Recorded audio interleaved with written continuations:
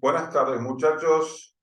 Continuamos con la materia Ciencias Básicas aplicadas a la producción 1. Estuvimos en el primer encuentro haciendo referencia a las herramientas de mano, fundamentalmente al martillo, en su grado evolutivo, desde el hombre primitivo hasta la fecha, en sus distintas formas. Y hoy vamos a continuar con otra herramienta de uso cotidiano en las aplicaciones de talleres de mantenimiento, en algunos puntos de producción, como es las herramientas de corte, y iniciando por la sierra de mano, que bueno, es una herramienta muy difundida para el corte no solamente de material metálico, sino también de maderas y de plástico, y con sus partes, como están dibujadas acá en este esquema, que figura acá al costado. Voy a tratar de agrandarlo un poquito para que se vea mejor. ¿Sí? En las partes constitutivas, y el elemento tal vez más importante sea ni más ni menos que la hoja de sierra, que dependiendo del material a cortar, va a presentar una característica, como por ejemplo cantidad de dientes por unidad de medida, como les comenté la semana pasada, habitualmente cantidad de dientes por pulgada se vendía antes, eh, y bueno, mientras el material es más duro, la cantidad de dientes es mayor, ¿sí? Eh, Hoy están muy difundidas las herramientas eléctricas que cumplen con la misma función. Algunas de ellas son un poquito más riesgosas. El buen uso está muy difundido hoy en día. Discos de corte hechas con material cerámico reforzado por fibras que le confieren la dureza necesaria para cortar metales ferrosos, metales no ferrosos, como el bronce, el cobre, el galvanizado, materiales plásticos, de toda la línea de plásticos, incluso madera, ¿sí? Eh, pero bueno, es para un trabajo muy puntual. Les vuelvo a decir, como todos sabrán hoy, la gran eh, vedette de los tiempos son las máquinas de tipo eléctrica, que sirven para hacer cortes más rápidos y también, ¿por qué no?, más precisos, ¿sí? Bueno, acá está un poco la forma en que se mide y se pide la sierra para este tipo de herramientas. Cuando tengo que cortar hierro fundido, acero, blando o latón, latón es una aleación. 14 dientes por pulgada significa esto. Cuando es un acero un poco más al carbono, usa 18 dientes por pulgada. Tubos de bronce o hierro, 24 dientes por pulgada. Chapa, friges, tubos de paredes delgadas, 32. O sea, mientras más livianito es el material, más dientes tiene la hoja por pulgada, ¿sí? Bien, el otro elemento de corte tan difundido son las tijeras. También las tijeras tienen algunas características también en función del tipo de elemento que vayan a cortar.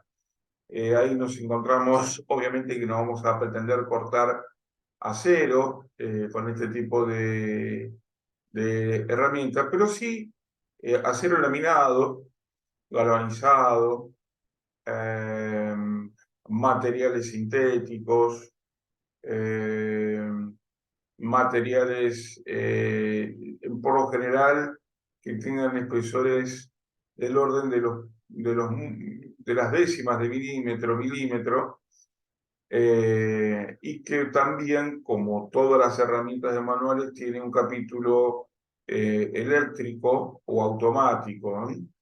Es típico encontrarse en un taller de herrería, ustedes saben que los procesos están bastante definidos, ¿no? Corte y doblado, o doblado y corte, es característico de cualquier taller metalúrgico que fabrique puertas o que fabrique ventanas de chapa. Que, bueno, de hecho, ustedes, los que estampan, saben perfectamente que ahí tienen una operación de conformado y una operación de corte. Nada más que el corte se hace a través de una matricería específica, cuyos elementos cortantes son aceros especiales duros, del tipo especial K, amutit. Son aceros muy nobles en tanto al mantenimiento de los filos que adoptan, aceros al carbono digamos, caros, material muy oneroso, pero de una durabilidad importante. Piensen ustedes una producción de 1500 piezas, si bien el matricero cada tanto le hace un retoque de filo, pero las corta de una manera increíble. De hecho, se puede ver, aprovecho ya que ustedes son del área, si bien no es una tijera la que está cortando, es una máquina, un dispositivo que utiliza el efecto tijera para hacer el corte, ¿sí? Dos partes que se encuentran en un punto y que todo lo que quede intermedio entre esas dos, ustedes saben que en geometría han visto que dos puntos determinan una recta. Entonces, esto mismo ocurre en los filos del cortante, ¿no? Hay un punto de contacto y un punto de fin de corte. Bueno, ni más ni menos que una recta. Aunque también en matricería yo puedo tener zonas con radio o zonas con ángulo y que también las va a cortar, ¿sí? En el caso de la tijera, que es la herramienta originaria, también tiene otros usos en otro tipo de actividades, como puede ser la industria textil, la industria del corte, donde también hay tijeras eléctricas. Por ejemplo, la producción de guantes tipo los que usan los arqueros. Ese guante lleva muchas capas de distintos materiales que le van a hacer, por un lado, liviano, y van a mantener con poca humedad la mano del arquero, y que va a tener cierta resistencia a las fricciones. Ustedes imaginarán los esfuerzos a los cuales está expuesto un trozo de material sintético. El jugador se tira, hace contacto con el piso, hace contacto con una pelota que viene a velocidad. Son materiales muy interesantes, desarrollos muy interesantes, y normalmente la producción se hace con moldería y se corta todo de una vez con una tijera eléctrica bastante grande que en vez de hacer fuerza con los dedos, se hace fuerza con un motor eléctrico, ¿sí? Está bastante difundido. Tuve la suerte de conocer la fábrica de Reuch, que está acá en 3 de febrero, y bueno, ahí pude ver el proceso ese. Bueno, siempre el uso de estos elementos de estas herramientas, siempre con elementos de protección personal.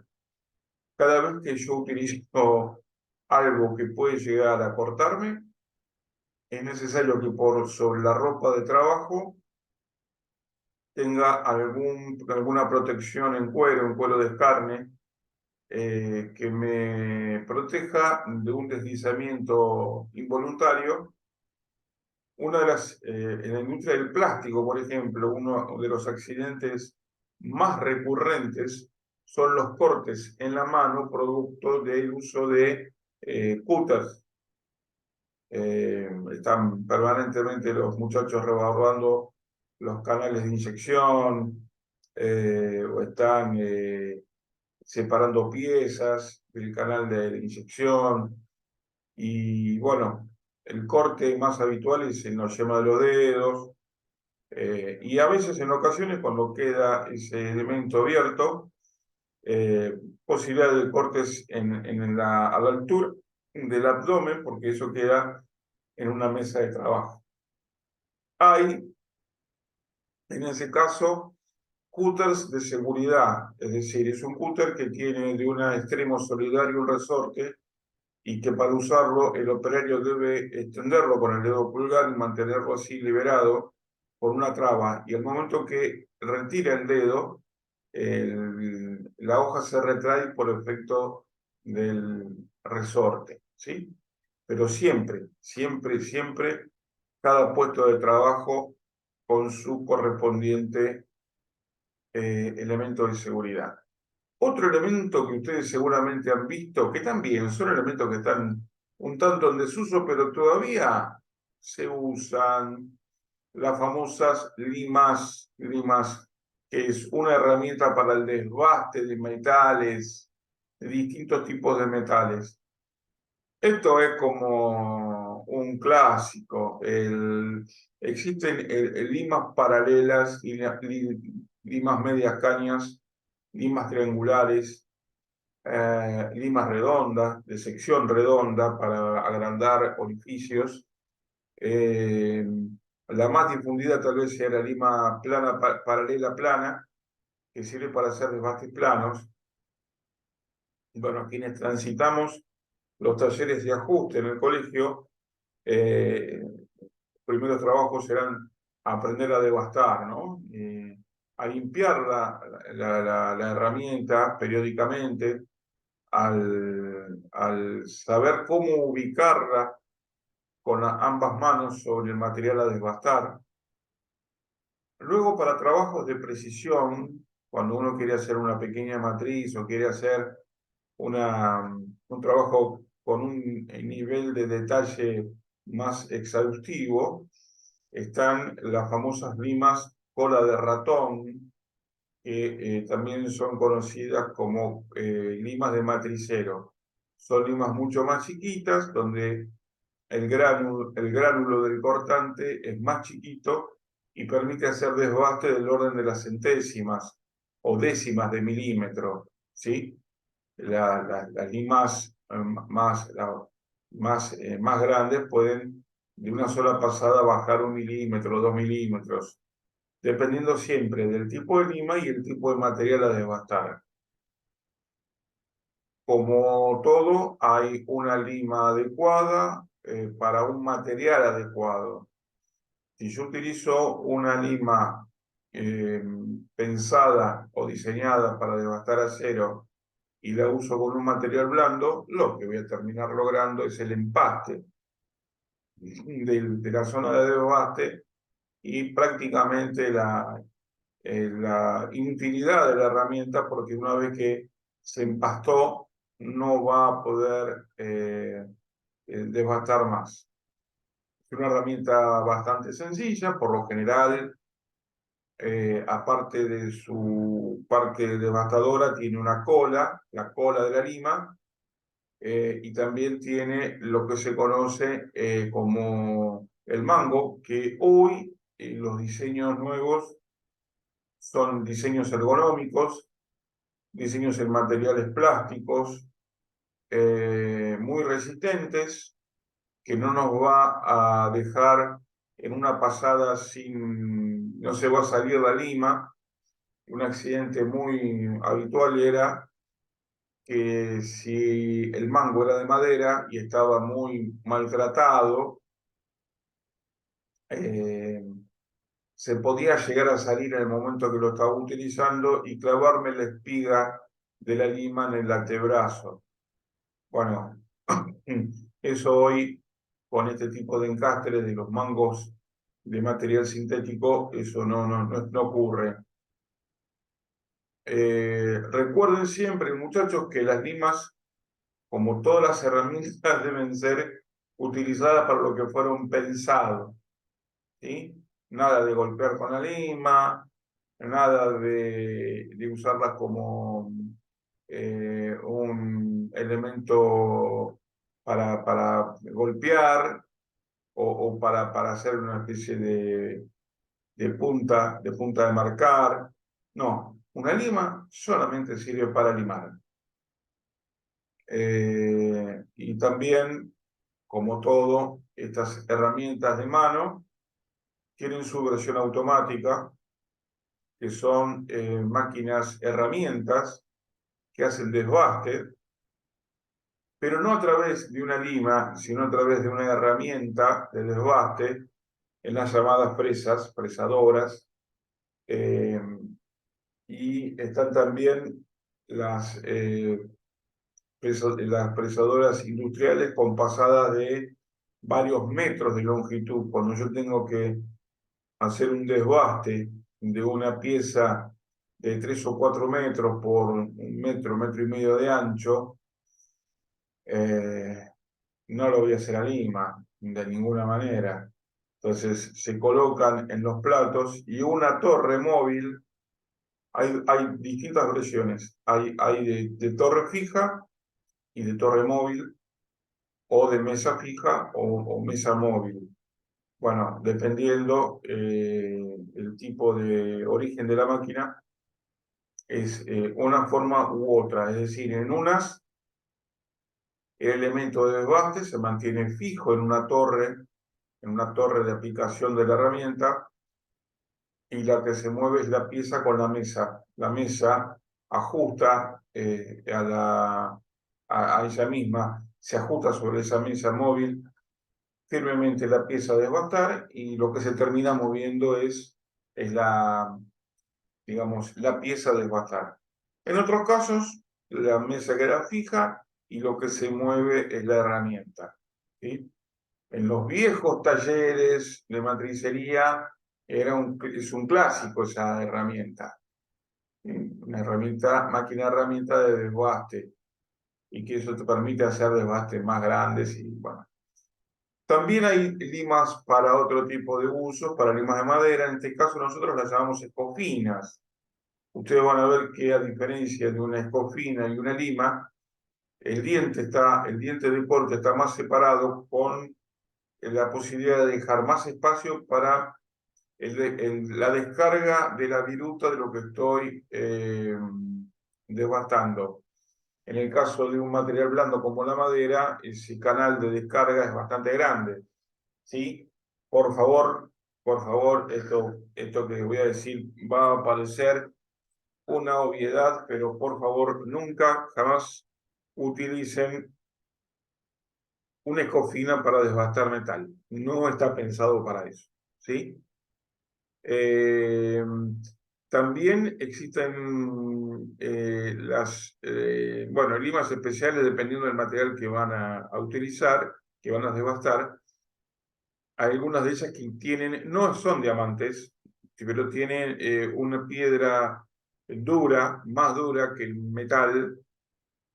La dureza de un elemento se mide con un equipo que se llama durómetro, y la dureza de un material se mide en relación a la posibilidad o no de ser rayado por otro material. Si un material resiste el paso sin que quede marcada la superficie de otro elemento, se dice que es un material más duro. Hay equipos que permiten establecer el grado de dureza que tiene. Bueno, justamente se conoce con el nombre de durómetro, ¿no? Y esto depende desde el punto de vista metalúrgico, de la aleación con la cual está hecho el elemento, ¿sí? Bueno, hay limitas de otros usos, más, casi difundida. Hoy casi la lima de relojero no existen, porque justamente la actividad del relojero está desapareciendo. Ese es el problema. Bueno, un poco acá queda resumido lo que estuve comentándoles recién. Siempre uso, recomendaciones de uso y de conservación. Hay que elegir la lima adecuada al trabajo que se requiere realizar, ¿sí?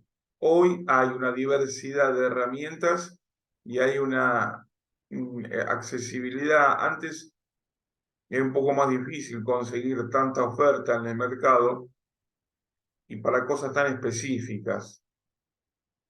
En 40 años ustedes no saben lo que se ha desarrollado esto, y no dejo yo de ir siempre a algún lugar como Easy, y me detengo a ver herramientas de mano y no termino de sorprenderme cómo se le puede dar una nueva vuelta de diseño a herramientas que ya son clásicas. ¿Mm?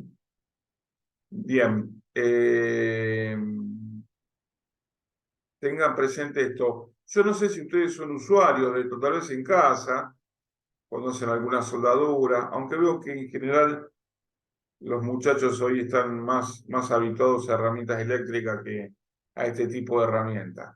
Algunas son bastante caras, ¿eh? Uno ve que hay algunas herramientas de origen europeo de muy buena calidad no son para cualquier bolsillo,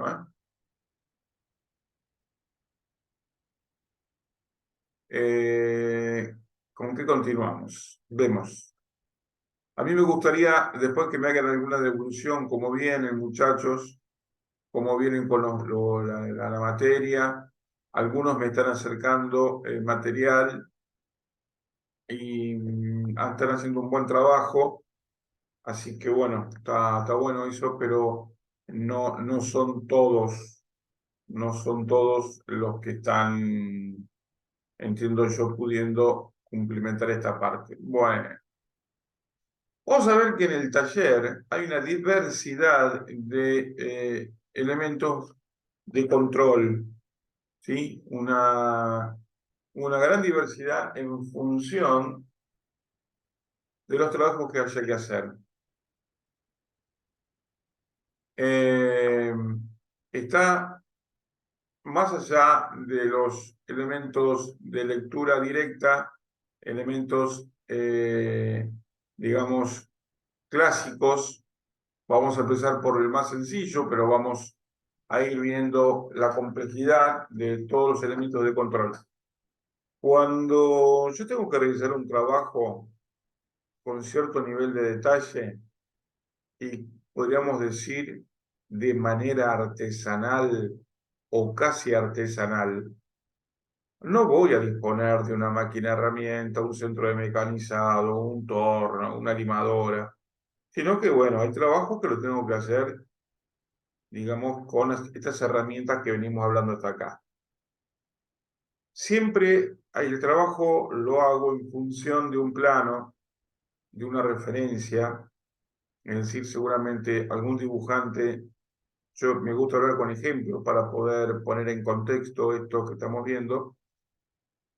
Si yo estoy haciendo la función de un ayudante de matricería y tengo que hacer un suplemento cortante, o tengo que hacer un encastre, o tengo que hacer un chavetero, no voy a ponerlo a hacer en forma, en producción de alta cantidad, no, es un trabajo manual.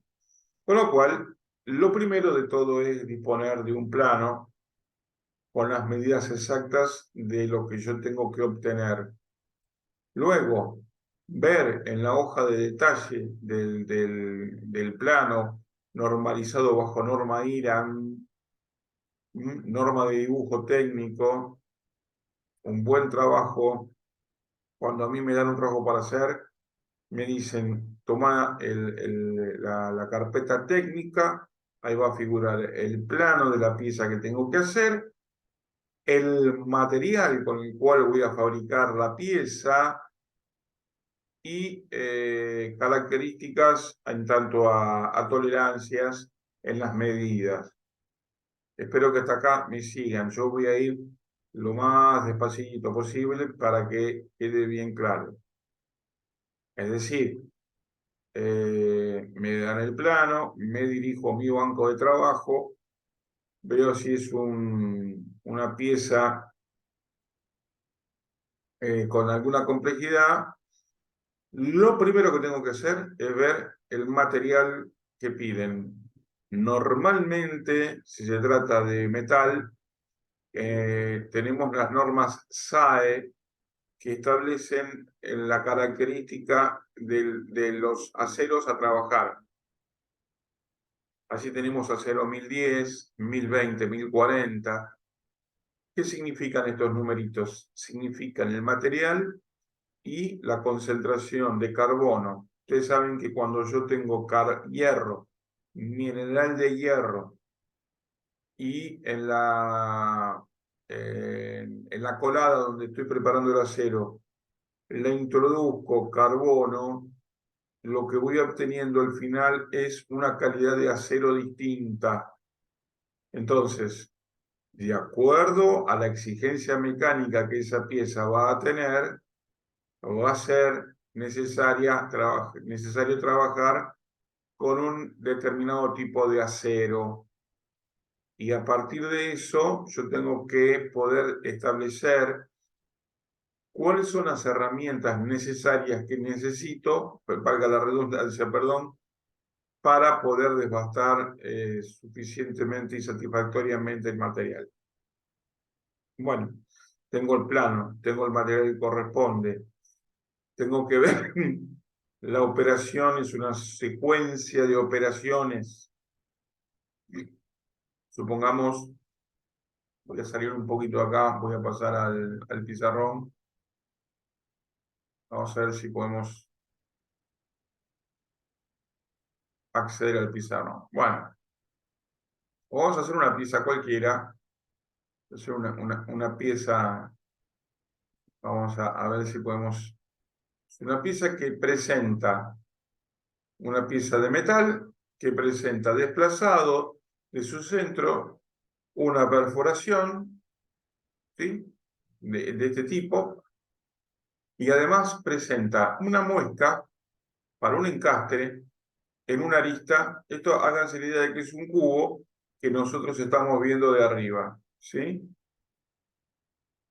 No sé si han visto la parte de dibujo técnico.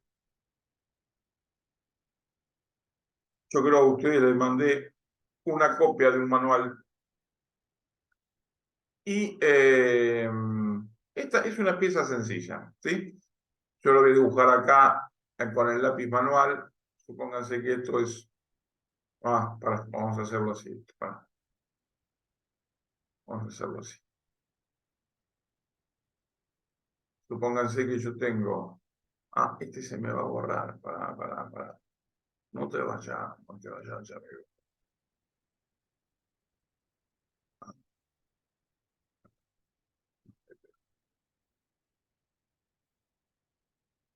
No, parate ya contar.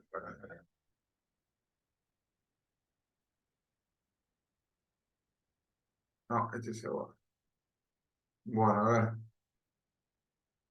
Un segundito, please, please, please.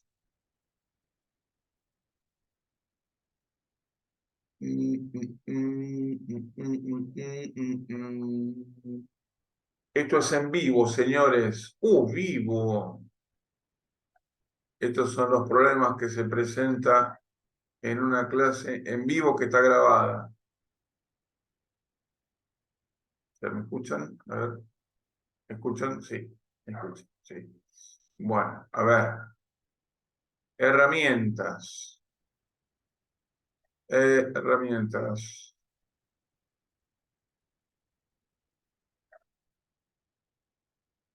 No. Bueno, olvídense. Vamos a pasar a otra parte. Bueno, volvemos. Perdón. Bueno, y lo que el plano me dice que yo tengo que tener una pieza que de arriba se ve así. ¿Qué es lo que me conviene hacer primero? Lo primero seguramente va a ser hacer una perforación, este orificio. Las medidas que tiene esto, la medida, supónganse que esto tiene un radio de 10 milímetros, el plano va a decir cuál es la exactitud con la cual tengo que trabajar, es decir, en menos y en más, cuál es el rango admisible para que me acepten la pieza. Es decir, si tiene 10 milímetros y me dicen que tiene que ser más o menos 0,1 milímetro, es decir, yo voy a poder tener la pieza que mida 9,9 milímetros o 10,1 como tolerancia. Si mide 9,8 o 1,2, estoy fuera de la tolerancia y no sirve ya para lo que está pensado. En general, esto es con todas las piezas. Por lo cual, más allá de contar con las herramientas, voy a necesitar contar con los instrumentos de control. Bueno, en lo que se conoce como la metrología, es decir, la ciencia que estudia las técnicas de control dimensional,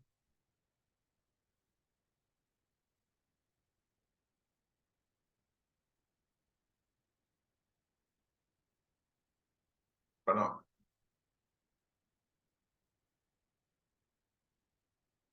eh, la herramienta o el elemento más habitual siempre ha sido el metro, y en el caso de la metalurgia es una regla metálica o pie metálico. Creo que en la clase anterior hablamos que un pie es una unidad de medida británica y que el equivalente es aproximadamente 30 centímetros del sistema métrico legal argentino, el CIMELA, que es el estándar oficial de la Argentina, CIMELA, Sistema Métrico Legal Argentino. ¿Mm? Entonces, con ese instrumento, yo puedo hacer una medición, pero de muy poca exactitud, ¿sí? Entonces, para trabajos de cierto detalle, está lo que se llama pie de rey o calibre, más que nada calibre, que en tiempos, en mis épocas de estudiante, eran instrumentos totalmente de lectura directa, donde la electrónica no había empezado a estar presente y que tenía toda una técnica para poder establecer, voy a bajar un poquito acá para que lo veamos, para poder establecer este tipo de medición. Eh, Gracias a Dios, con el paso del tiempo, los calibres tienen un lector digital que permiten hacer una lectura sencilla de primera mano y donde yo puedo establecer ahí rápidamente el nivel de exactitud con la que trabajé. Eh, no siempre es el calibre el elemento más adecuado cuando la precisión está en el orden de las centésimas partes, es decir, 1 milímetro dividido en 100 partes. Estamos hablando de distancias muy pequeñitas. Se utilizan otro tipo de elementos como los micrómetros, tornillos micrómetros, que también son elementos de medición mecánica, pero de una mayor precisión. Y cuando la precisión aún es mayor, cuando estamos hablando luego de elementos de mayor precisión, ya estamos hablando con lo que se conoce como comparadores, que es un relojito como este que está acá al costadito, ¿sí? En este caso estoy hablando de durezas, ¿no? Lo que hablamos antes. Acá tenemos el calibre. Bueno, este era el famoso calibre originario, que básicamente es una regla fija y una regla móvil. Lo vamos a ver acá un poquito más en extenso. Donde yo puedo medir sobre la regla fija, que es esta, Y esto que se conoce con el nombre de vernier, ¿sí? O colisa, la colisa Z, el vernier, que es la regla móvil. Entonces, ¿cómo mido yo? Fíjense, esto está en una escala de centímetros. 0, 1 centímetro, o sea, 10 milímetros, 20 milímetros, 30 milímetros. Y acá hay otra escala, que arranca también en 0. Bueno, cuando coincide la rayita del 0 con la rayita del 3, yo tengo ahí justo en esta distancia 30 milímetros. Pero también tengo 30 milímetros acá. ¿Y para qué tengo dos elementos que miden lo mismo? Bueno, esto sirve para medir una pieza del lado externo y esta parte sirve para medir del lado interno. Por ejemplo, cuando yo quiero medir el interior de un tubo, no utilizo esto. Porque si a mí me interesa la medida, piensen ustedes que un tubo de plástico, un tubo de hierro, cuenta también el espesor de la pared. Si el dato que yo necesito tomar es el dato que se corresponde con la parte interna, lo que yo voy a utilizar es ni más ni menos que esta parte, la parte externa. Cuando tengo que medir la parte, perdón, la parte interna, cuando tengo que medir la parte externa, lo hago con esta parte y normalmente debo colocar la pieza de tal manera que quede entre esta zona. Acá se ve con otro color de gris, pero esto es un desbaste, igual que este. Este número, si no me equivoco, que yo no veo muy bien, el número, ¿qué dice? 8, 6, 8. 8 es un seguro. Cuando yo lo dejo de presionar, queda trabado el vernier, no se mueve más y me permite mantener fija.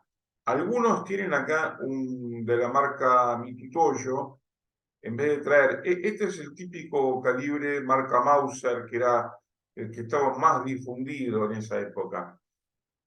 ¿Qué dificultades tenía? Y la dificultad que tenía que era todo hecho en acero y a veces el brillo del material dificultaba la lectura. Mitutoyo en su momento incorporó un satinado en el metal que era de una lectura más agradable.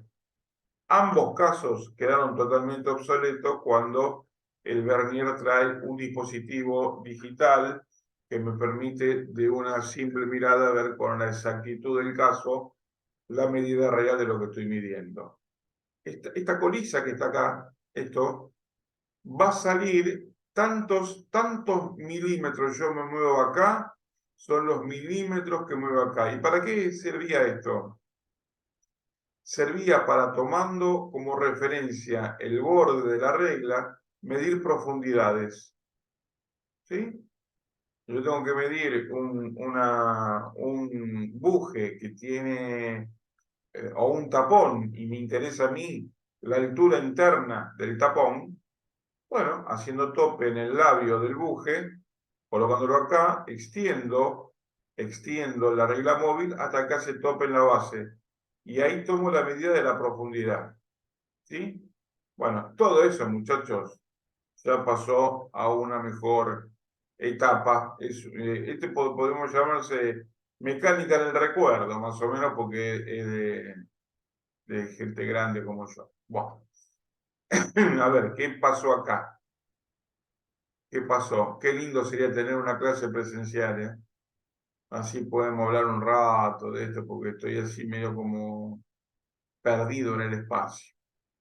Bueno, a ver, tampoco sé cómo estamos de tiempo, a ver cómo estamos de tiempo, porque existe altamente la posibilidad de que yo esté hablando solo, ¿sí? Bueno, voy a dejar por acá